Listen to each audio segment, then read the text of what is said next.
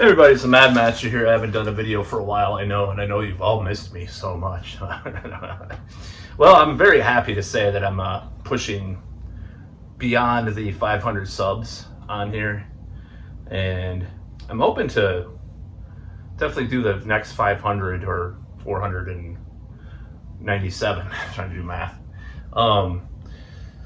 Just trying to show my sisters a mercy shot because I'm so golf. Look at Sisters of Mercy here. I hope this next 500 goes a lot faster, to be quite honest, but I don't know what I'm going to do with regards to that. I think I'm going to try to post more places, do more content that's a little more organized than these videos like I'm doing right now. Now, I did write notes this time at least, so I was going to do this very controversial video. And this is about Rammstein or whatever. And by the way, this weekend I'm probably going to do like 5 or 6 videos. I just felt like kind of, doing a little round of videos this weekend or whatever. Just trying to be prolific. So, what is this video about? Wow, I sound like my old school Matt on this channel. Oh, so what? Hi! Like a nasal ass high voice. So, what is this about? So anyways, this one's about Rammstein. And I'm going to use code words because of censorship, which I hate. Is regret, sax, grape. I'm gonna use these, and this is what this is about. So, just to give a little background, there's these allegations out about Rammstein right now from women that have been backstage with them, and said they were told that they were given drinks of alcohol and stuff, and engaged in sex with a particular band member. They're trying, this is in Germany mainly. So this is my whole spiel here. As far as I gotta read. Okay, sorry, I had to read my notes that I'm making. This is unrehearsed. I'm not gonna delete this. I know it's kind of a chaotic video for me, but just got home from work because I worked early today, or I worked shorter hours today. So, anyways. My whole question is that, are they saying that this is grape? And pardon my naivete about these issues and these matters. I grew up with people that were, and I grew up with relatives, and I had ex-girlfriends and, friends and stuff that were sexually abused or physically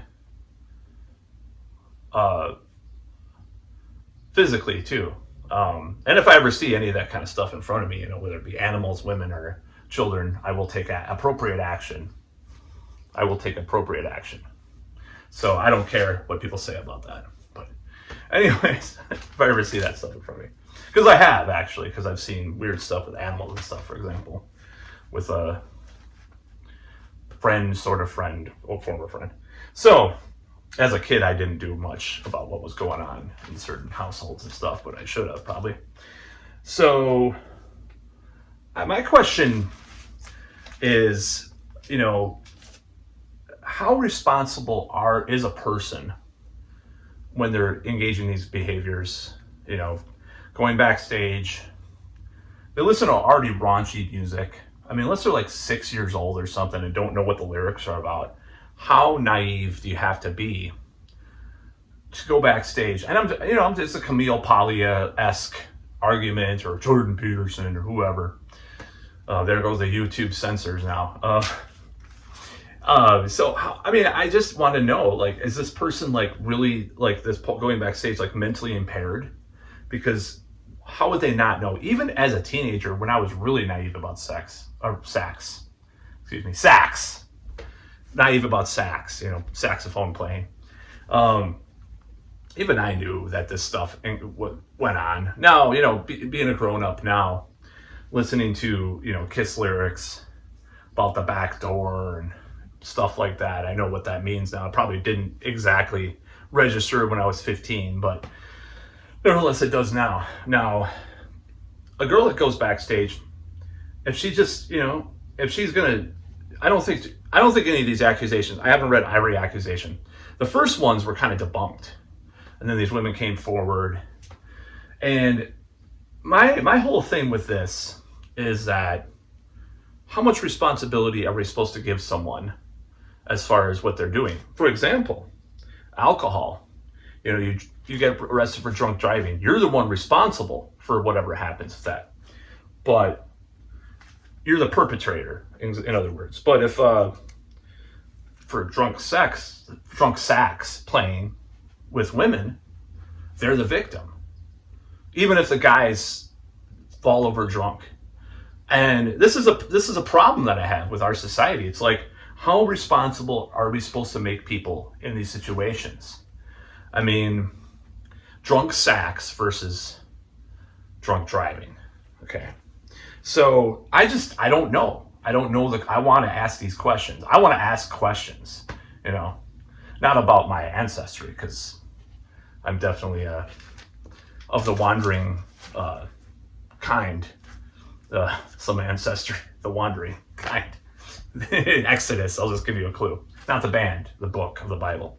Anyways, so for any people that do not see that coming, that watch this channel, they can screw off, because you want to kill a quarter of me. So, anyways, I'm using all these code words, just like during the CV-19. So yeah, I don't understand. And another point I wanted to make is that there's been certain relationships I've regretted, certain scenarios, certain even playing the sax parts at times I've regretted, or I've not felt in the mood. Where does this threshold come? I'm naive. I don't know. I don't know where this comes from. I'm very confused about these ideas, and I have been for a long time. And that's why I got used to getting arguments with more woke roommates and such. I'm like, well, that doesn't make sense. I don't get it. I don't understand. Maybe someone could educate me on these things. I don't know. Some cocked boar fiend of a woman or something, or whatever. I'm just making a joke.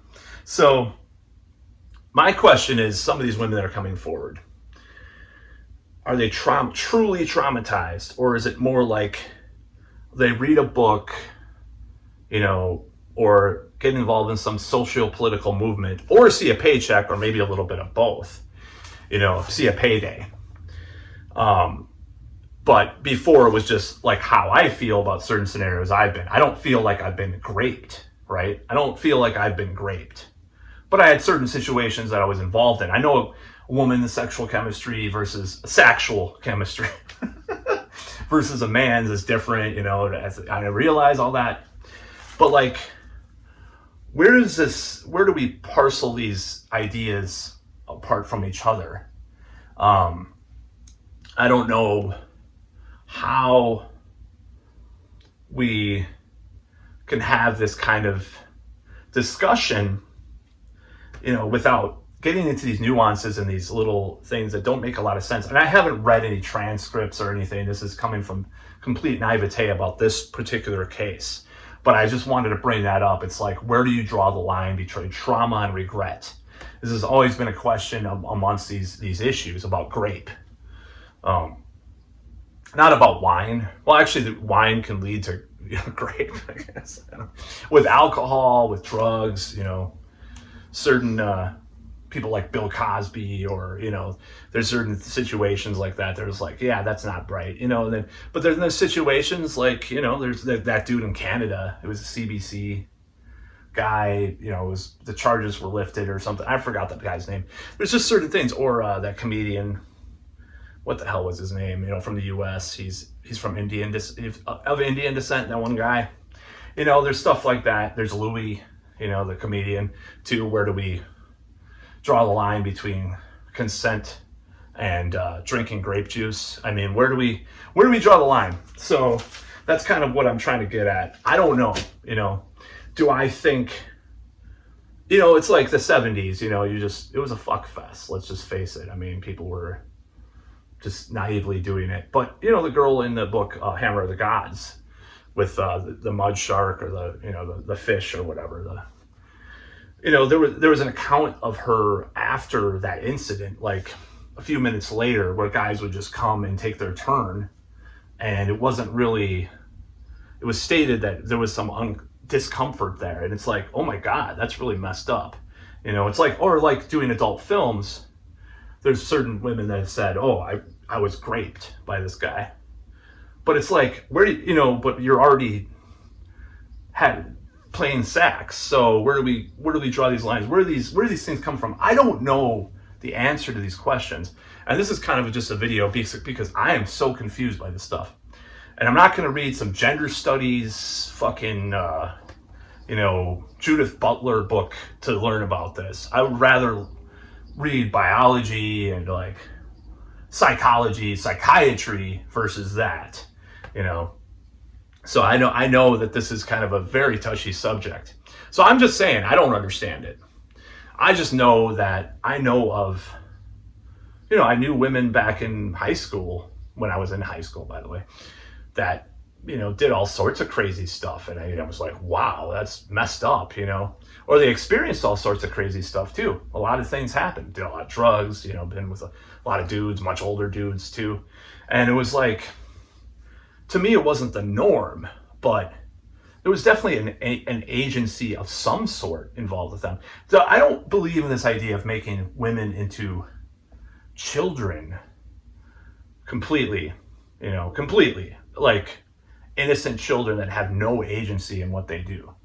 Now, I don't believe in violence in a lot of ways, as I've stated, but I do not believe that women are just helpless, doll. This is like underestimating women's intelligence and free will. Some of these discussions that happen, someone will come out this on the side, especially from the modern feminist argument. These poor helpless women. Isn't that kind of what they're trying to get away from with feminism? I thought that's what they were trying to get away from. That's the last I checked. So I don't really understand this stuff. I don't get it. Where do you draw the line? I mean, I don't feel trauma. There was only one time I felt traumatized by a sexual encounter, a sax encounter, of a guy playing sax on the street. This guy came into the library bathroom in this town, and he was playing with himself in front of me. Like, I opened the door, he's like, "You like this?" And I felt really violated by that. So, in a way, I've been assaulted. I guess it's true. Yeah, I have been. Once in high school. It was messed up. I was just like, ugh, this is gross. But at the same time, it's like, I don't know. Where do we draw the line? And I'm not like, I'm not going to go, see, this is the difference between me and like some of these people talking about this stuff. It's like, that's not the most important event that's happened in my life that I base everything upon. There's been plenty of other trauma that's been far worse in other areas that I do have problems with in my life. That one incident. I'm not trying to say that people do that, but sometimes there's this overemphasis in a way about this stuff. Like with the Me Too thing, like someone, and I'm not talking about the actual like Weinsteins or Epsteins or anything like that, or even Kevin Spacey or anything like that. I'm talking about like the guy pushed me on the butt 20 years ago, and I'm gonna sue him or something. It's like, it seems like some of it was a little petty, and some of it might have been regret sex, but I don't know enough about trauma, psychology, and stuff. Where do we divest it from social justice, politics, gender politics? That's the question. That's the question we have here with these things coming forward. Even the Steven Tyler case. As much as I was attacked by defending this horrible man, it's like it was just everyday life in the 70s, having something like that. I mean, maybe he took it a little further, like Mr. Nugent, Steven Tyler did the same thing. I don't know why people aren't talking about him like that. Oh, he was because it's politics. Honestly, because if Ted Nugent wasn't political, they wouldn't attack him like they do. They call him Ped and all this stuff. It's because of the politics. David Bowie did the same stuff, possibly, probably, and it didn't marry, adopt a girl though, like Steven Tyler did too. I think that's going a little too far. It's like there's plenty of poon backstage of legal age. True. What's the difference between, are they that? Women are pretty much developed, by a certain age. It's like, I guess you want a sort of half developed one. I don't really get it. Like I would take, I guess it's the thrill of the chase or the getting away with things and stuff like that. I've never gotten this idea. I don't care if, I think there's a certain cutoff point, of course, for that early, like late teens, early 20s look, but at least they're legal. Is like, but anyways, I'm not going to get into that. So that's what I got to say about this subject. Just like, I'm very confused about how people operate within these parameters and why they're doing this kind of stuff. And like, it's just like the drunk sex thing, like drunk sax, by the way, drunk sax. Confuse the algorithm. I probably won't, but anyways, So if a person has sax and I've done it when I was buzzed. Was I graped? Was my girlfriend at the time graped? There's whole other things with some of my relationships that I question now, like that I did. I'm like, probably not that bad, but I'm like, Jesus Christ, I would never do that now, But like, so like certain passive aggressive moments where I was like, why can't we do it tonight? Stuff like that. It's like an abundance mentality is not gonna, you could just go bang someone else, go have sex with 10 other women, if they're not putting out. I'm just kidding. That's pretty bad. But yeah, it's just so ridiculous. I don't get it. And this is kind of a bone of contention with me and some people because I just don't understand. Because there's so many contradictions and nuances in this that you can't just be black or white about it. It just cannot be that case. There's so many different variables with this. And that's why I question these things with these groupies and stuff. It's like, or women that go backstage because allegedly they're not groupies, these girls. It's like, I would say like backstage, maybe you're just a fan of the band. Okay, that's fine. Okay, but they're feeding you. None of the accounts that I've read so far, I could be corrected, have said the guy from Rammstein put a gun to my head to start drinking, or take drugs. It's like, oh, well, they felt peer pressure. Where's the personal responsibility? Is everybody, the evil patriarchy is brainwashing women to have sex they don't have, engage in sex they don't want to. It's like, that's kind of some of these, like the Evan Rachel Wood thing, I'm just beyond, now that like there's actually like some articles and some like of the media is coming out with like more stuff about like some of the right wing talking about, subliminal stuff again, and like some of the satanic panic kind of stuff with regards to repressed memories. They're talking about that again. And they're from the left, they're attacking this stuff. It's like Evan Rachel Wood brought that up in this whole Marilyn Manson thing, and I'm even more on Manson's side in this case now. And the more people that come forward and his ex-girlfriends are like, what? Like even Rose McGowan, who has said some SJW-ish things, in the past herself. It's like, nothing, I don't know. It might have happened, but it didn't happen with me. I don't remember anything, and like that. So maybe it's just repressing her memories, but, because of evil, So I don't really get it, but I'll continue to do what I can in my life. I'm going to do my experiences are my experiences, my narrative is my narrative. I'm not going to just be afraid of playing music or engaging with different females or something. Because, for a while, like back in 2014, 2015, when this whole thing was getting started, I was scared shitless about some of the stuff, like, coming after me. Because, like, well, that means you're guilty.